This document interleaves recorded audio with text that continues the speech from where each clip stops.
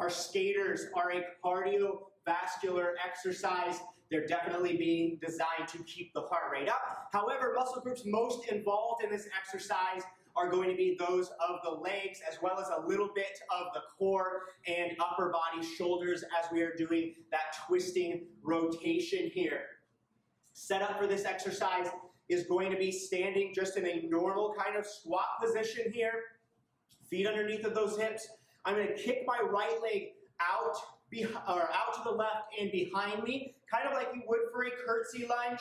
I'm going to bend my front leg slightly. We're not doing a full bend like a reverse lunge, but just slightly as I drop down and reach for my inside ankle. I'm keeping my back fairly straight through this movement and chest up. I'm not just kind of rounding on over, but I am bending that leg slightly as I come down. I'm going to tap that inside ankle of that left foot, and then I'm going to hop out to my right side, bringing my right foot forward into that same position, kicking my left leg out, coming down with that left hand, tapping that inside now of my right ankle. So sped up, I'm hopping back and forth, kicking that back leg out. Think about if you're a speed skater, going side to side, generating that momentum. It's a very similar movement pattern for this exercise.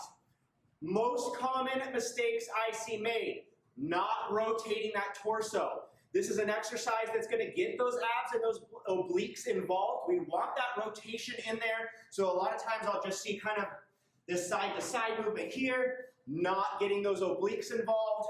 Remember, we want to rotate those hips as we push on down from side to side, generating that power in that core. That's one common mistake. Another common mistake is bending the legs too little or too much. So this isn't, we're not trying to keep those legs straight. I'm not kicking out like this, back and forth, not bending that front leg. That front leg is going to be bending slightly so that I can keep a good spine position. I can keep my back fairly straight and still reach my ankle. That's about how we're determining that leg bend. I want to be able to hinge on over without rolling forward like this and reach my ankle. So my leg is going to have to bend slightly. But it's not bending so much like it would on a lunge to where that back knee is coming all the way down to the floor. It's kind of in between.